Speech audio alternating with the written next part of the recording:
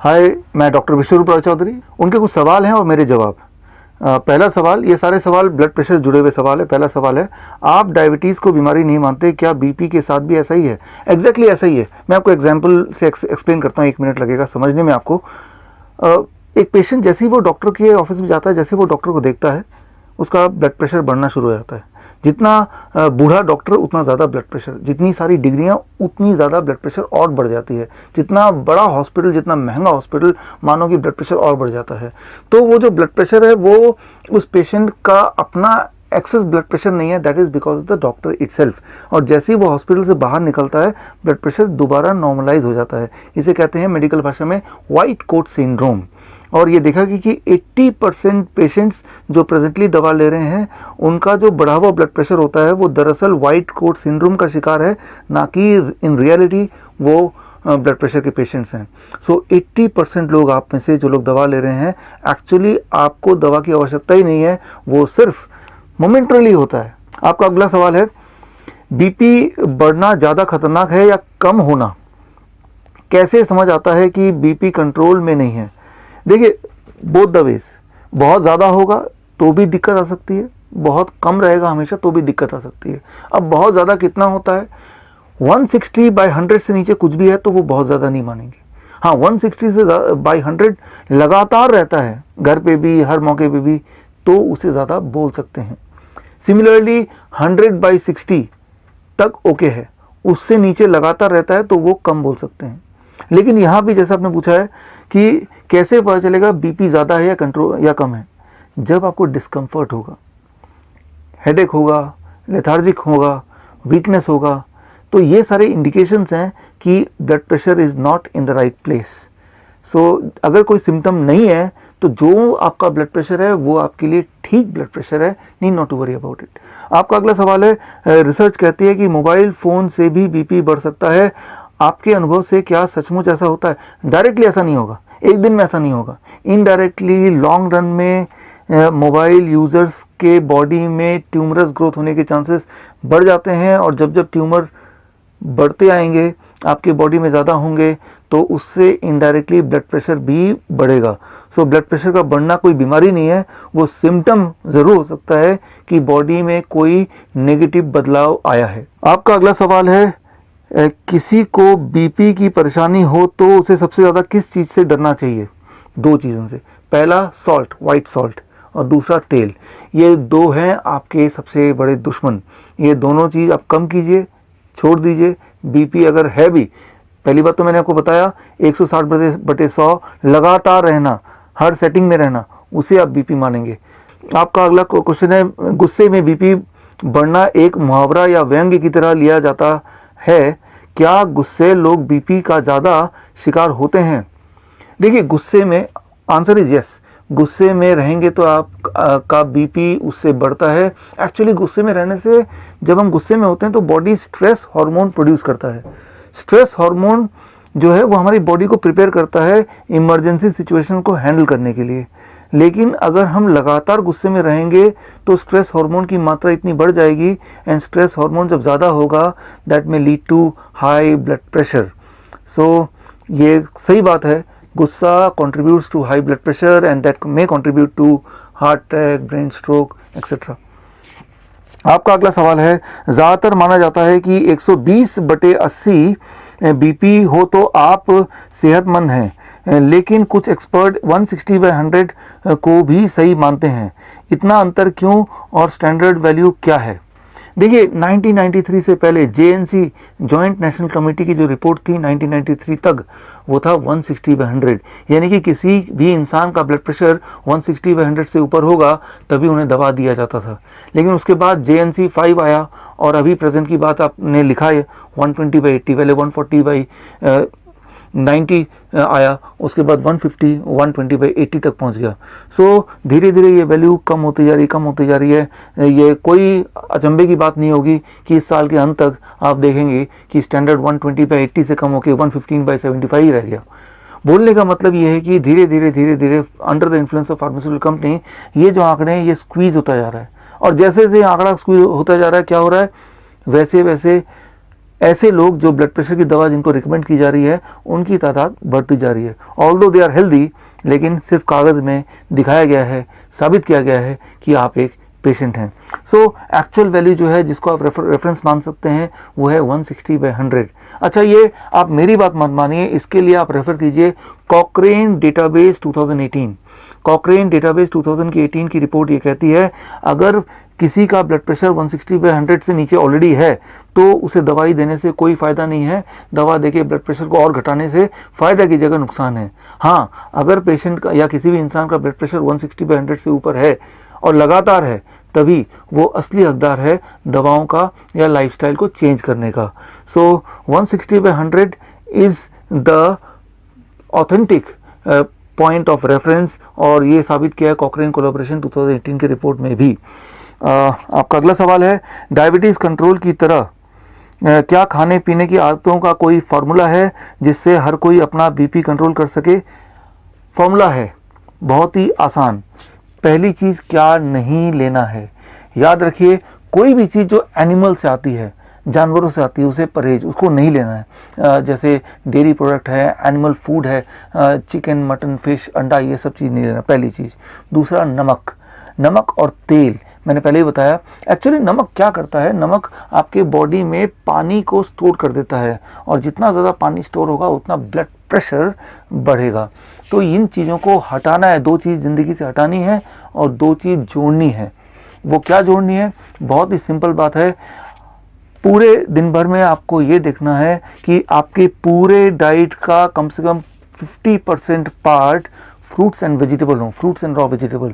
मानो पूरे दिन भर में आप 2 kg खाना खाते हैं तो क्यों ना 1 kg सिर्फ फल और सब्जी हो, कच्ची सब्जी, सलाद जिसे कहते हैं, राइट। अगर ये कर लें तो आपका ब्लड प्रेशर अगर 160/100 से ऊपर रहता है तो वो रह नहीं सकता। It will take only 3 days, 72 hours to get back to the normal blood pressure without medication.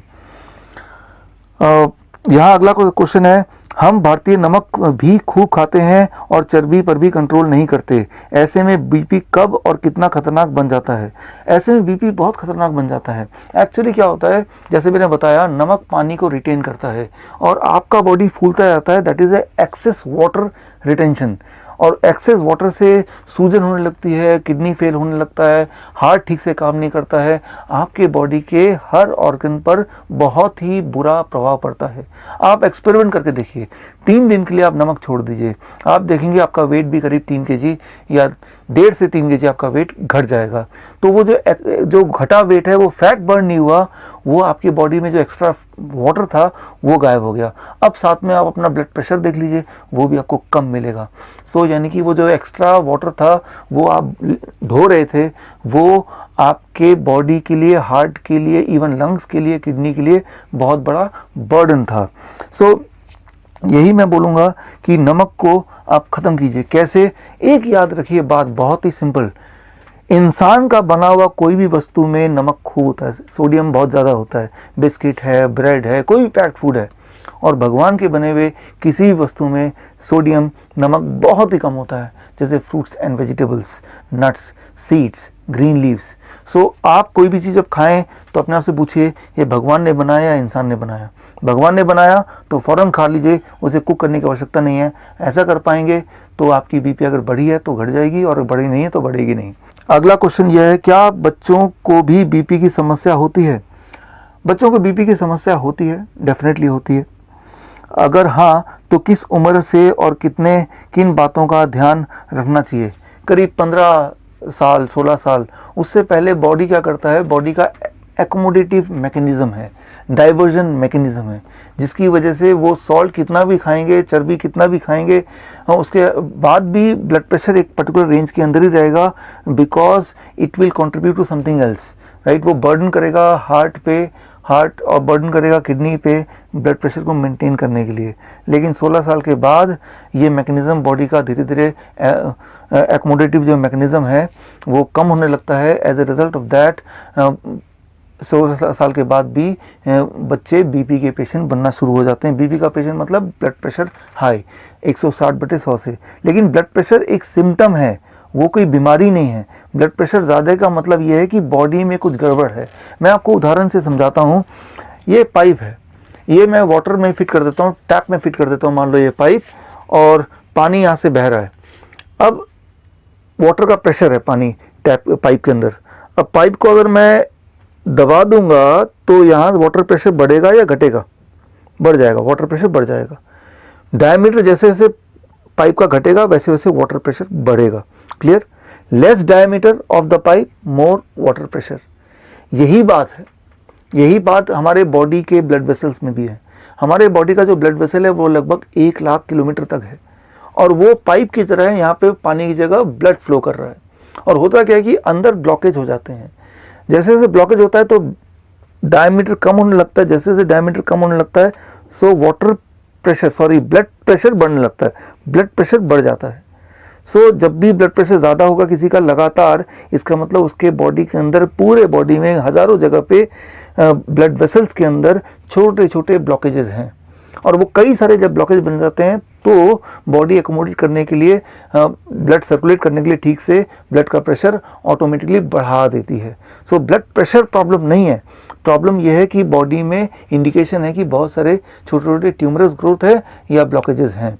सो अगर आप दवा लेके ब्लड प्रेशर को घटाएंगे भी तो भी जो मेन कॉज है, कॉज तो ब्लॉकेज है, वो तो वहीं का वहीं है, तो कॉज वहीं का वहीं है। यानी कि आप जब भी दवा लेते हैं ब्लड प्रेशर घटता है, but at the cost of making you more sick. आपके हार्ट को कमज़ोर करके मेडिसिन आपके ब्लड प्रेशर को घटाती है, ना कि उस ब्लॉकेज को हटा के।